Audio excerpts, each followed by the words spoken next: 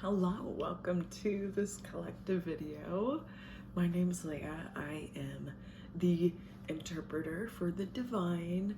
I've been reading Oracle and Tarot for a couple years, probably at least 5, so some expertise, but this isn't about me. This is about you and what you need to know with the divine. Yeah, there's a lot of different things that's been popping up for the collective. And if you're watching this, you are part of the collective. Now, if it fits with your story, you'll be even more part of the collective. But for the most part, it's like, it's going to fit in your story in a way where it feels right for you. So if it doesn't feel right, then it might not be your story today. I do daily collective messages. So, and there's other collective tarot and oracle readers out there. But yeah, I don't know why, but I thought I would just share that. I'm going to be spraying some cleansing sprays for you and for I, sending it to you. We're going to begin with the tarot. What the divine wants you to be aware of right now. Okay, so we're talking about today specifically taking action when it comes to balancing out in more of a simple way from more of a spiritual or a divine inspiration.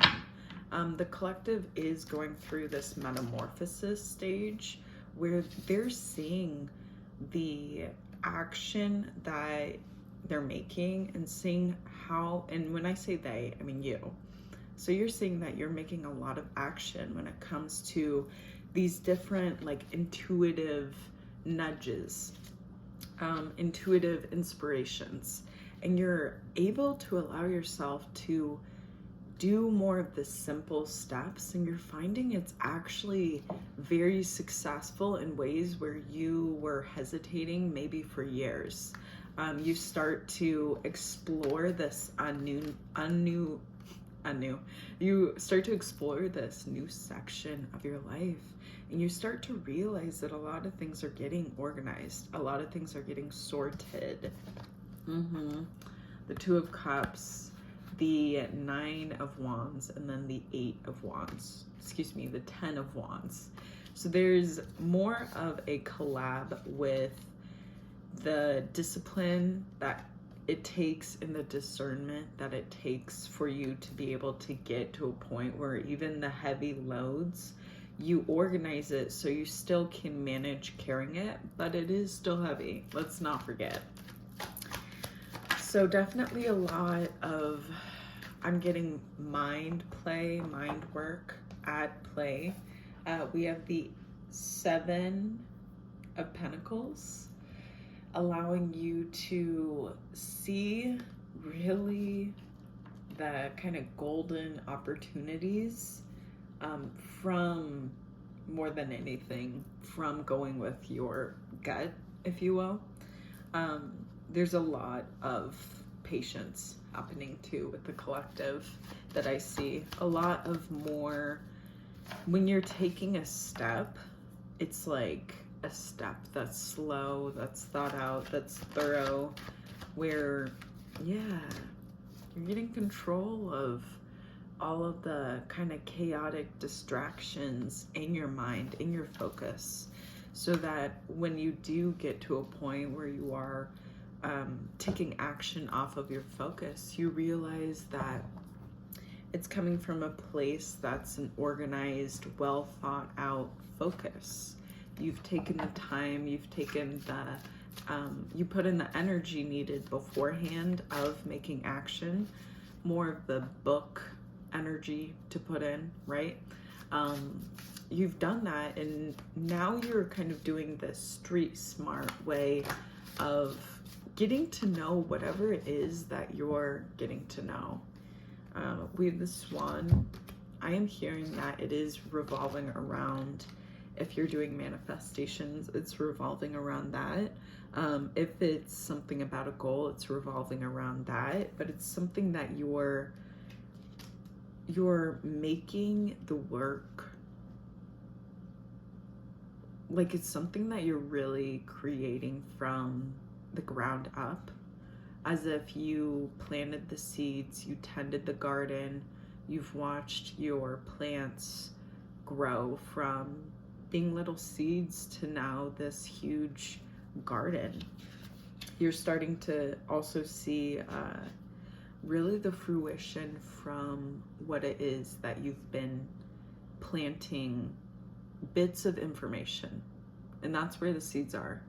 And the plants are when you take these actions, this like inspirational action from the divine, and you have your faith with it. What I'm getting is like that's going to be really good nourishment for your dreams to come into fruition, for your dreams to come into reality. We have okay. We're going there. We have soulmates, a special connection with someone. Swan. Okay. So this also, you know, this might be a romance kind of message, which I haven't done one in a minute. But yeah, okay. So let me take a step back and look at the tarot again, because I mean, we do have the Two of Cups. Like, this is a great collab. But if we are talking about soulmate, like romance, like soulmate is someone who's like, how would I put this? Their soul and your soul are kind of like, you guys have the same kind of wavelength when it comes to your energies naturally. And it's like this person is kind of like you in another form, if you will. But also what I'm getting is also correlated with twin flames as well. And twin flames are like the same coin, but two different sides. Soulmates, it's kind of like you feel almost like your soul has a companion. Yeah, the Ten of Cups and the Ten of Swords. So one thing that I am getting though is that to really make it easier for you to understand who it is your soulmate is lifting a lot and releasing a lot of ties to the past when it comes to ideas about how your soulmate will fulfill you emotionally. There has been, what I'm getting, a lot of judgment when it comes to the past, where you have been a bit more guarded, a bit more harsh with kind of like judging others' actions towards you. And I'm getting that there's need for you to take rest right now when it comes to acting on trying to find like your soulmate and trying to kind of do outside work, and more so allow yourself to rest. Okay, the Four of Swords, rest. Go within though and look in terms of the embodiment of your soulmate, where you can feel it inside, because there's something about you tuning into your own soul will help also you tune into your soulmate's soul. And so the more that you're able to do that, the more that you're able to also get the messages from the divine with the Eight of Wands. You're able to also, I'm getting, relax a lot of the distractions in your mind that tell you it's over here, it's over here, your soulmate's over here, your soulmate's over here. Maybe there might be someone who is very familiar with you or to you when it comes to like, wow, this person feels like they're my soulmate, but then you get all this confusion, this doubt. That's where going within will help you sort it out, okay? So if you have doubt about who your soulmate is, go within to sort it out, okay? Because you're going to be able to really cut corners, take shortcuts in areas where before, if you would have gone to outside sources of like, what should I do? Who is my soulmate? Like maybe pick a cards. I'm infamous myself for going to like pick a cards and collective videos talking about my soulmate instead of me just like journaling what I feel is my soulmate, who I feel is my soulmate. So there's a lot of, the more that you, collective member, connect with yourself in terms of getting to know yourself in so deep as your soul self, that is going to make it so much easier for you to get to a point where you are with your soulmate. The Seven of Swords popped out. So, you know, doing the kind of internal hermiting means that you need to do the internal research. Allows you to also, allows you to also see where it is that you need to put up boundaries when it comes to this, because I'm getting, it can override the rest of your life when it comes to career, when it comes to family, when it comes to friends, when it's like this whole soulmate kind of deal has a tendency to overtake your life by your choosing, because the desire to be with your soulmate is so strong. So there might be a need for you to release the desire of connection, because when you allow yourself to release, it will allow the resistance that's happening outside of you to also release. You're going to be able to understand more of, like, how would I put this? Discernment, I suppose, more than anything, when it comes to kind of how you really feel. Because it really is like, when it comes to the soulmate, what I'm getting is that kind of needle in the haystack, and patience and discernment will allow you to save a lot of energy and not get so emotionally burnt out when you go through sorting through the hay bale to get to the needle. We have the Two of Wands, and then we have these three together, the Page of Cups, the Six of Pentacles, and the Nine of Cups. Okay, I'm getting something about emotional giving. Yeah. Okay. So there's something about right now for the collective to look at when it comes to how satisfying is it for you to give to others? Is it very satisfying? Is it not? And something about giving to others, dealing with some kind of emotional fulfillment.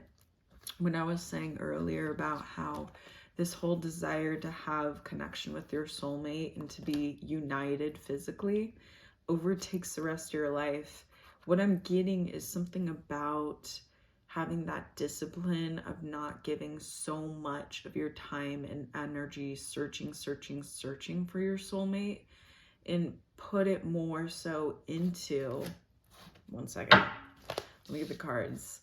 What I'm getting is putting it more so into yourself when it comes to how you're contributing to to like self-sabotage and people pleasing, and how it kind of connects with a lot of chaos in your life, a lot of those situations where it's out of your control.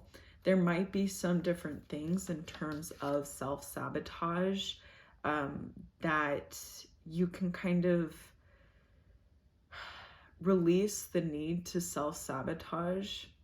And it is really difficult because typically it's usually really deep within like trauma and how you grew up as a child and how you were conditioned. And a lot of those information, a lot of the stuff, a lot of the knowledge within our childhood is locked away until we are comfortable unlocking it. So it is, I'm getting very sensitive information. Bottom of the pile, is the Emperor, which in terms of the divine feminine masculine, this would be the divine masculine. And I just popped out the Sun. So there is something about, if you're able to allow yourself to go within and look at your self-sabotaging tendencies and see how you can give to yourself in areas where it's more of a belief that you have to give instead of like a rule or regulation. Like, it's like, I'm getting, you have to do your taxes, right? That's like the law. You don't have to like give your best friend an ice cream, you know, when they ask for it. It's not the law. Something to do with that. Because really the people pleasing is like, I'm getting it's dealing with also how you feel worthy of receiving, how much you feel worthy, and kind of like you always have to be the one to, yeah, you always have to be the one to be there for everyone, you know, hear everyone out, feel everyone's feels, you know, be the therapist. But there's something about how, because I'm getting it's just like a role that you step into, and it's really about understanding you outside of the role as well. The Four of Wands. Okay, I'm gonna wrap it up really fast. I'm gonna use a shadow work cards. I like printed these off. But with the Four of Wands, like that celebration is when you're able to get to a place with like your emotions, where you get to a place where it's like discernment of like, do I really need to be putting time and energy with my emotions into this? No? Okay, let's be logical and analytical with this and find kind of some way to get through this situation. Yeah, because there is some sort of emotional burnout that happens because of the, I guess, the dysregulation that happens. And it's not anything that's negative. It's more so you just need to correct your kind of habits and your behavior and boundaries with yourself, and know that it's everyone's responsibility, okay, to do their own work, to work on their own emotions, to get to know their own emotions. And like, your responsibility is for yourself. And I'm getting that with the collective. There's a lot of feeling like you have to be there for others, when it's like really hard to be there for yourself. And you really deserve to be there for yourself more than being there for anyone else, especially if you're not used to being there for yourself. I get it. And it is, it feels weird to not like people please, but I myself realize how important it is, especially when it comes to the emotional burnt out, because that is such a challenging recovery, especially in this day and age where like emotions are seen as sometimes a weakness or some kind of weak point, but really they're a very powerful part of what makes us human beings and what connects us. So yeah, that's a very powerful part of you. I pledge to let go and release old hurts. I choose to heal for myself and for my twin flame. Okay, so I guess this was like a twin flame card. I must have mixed up my piles. But yeah, like point blank period is right now with you, collective member, the past is something that needs to be healed, and not where you're being influenced to act in the now based off of the past pain. Wow. Okay, I'm gonna go. Thank you so much for joining me. I really appreciate it. I hope that this has supported you. Until next time, until the next collective video, give yourself a huge hug, like a very huge bear hug, because dang it, you deserve to have a hug. If no one has told you yet already, collective, your authenticity matters so much to me and to the rest of the world. There's so much weight of matter in your authenticity, and I hope one day you're able to embrace it and accept who you are and love who you are, because it's such a wonderful feeling. Yes, until next time, peace out. Bye.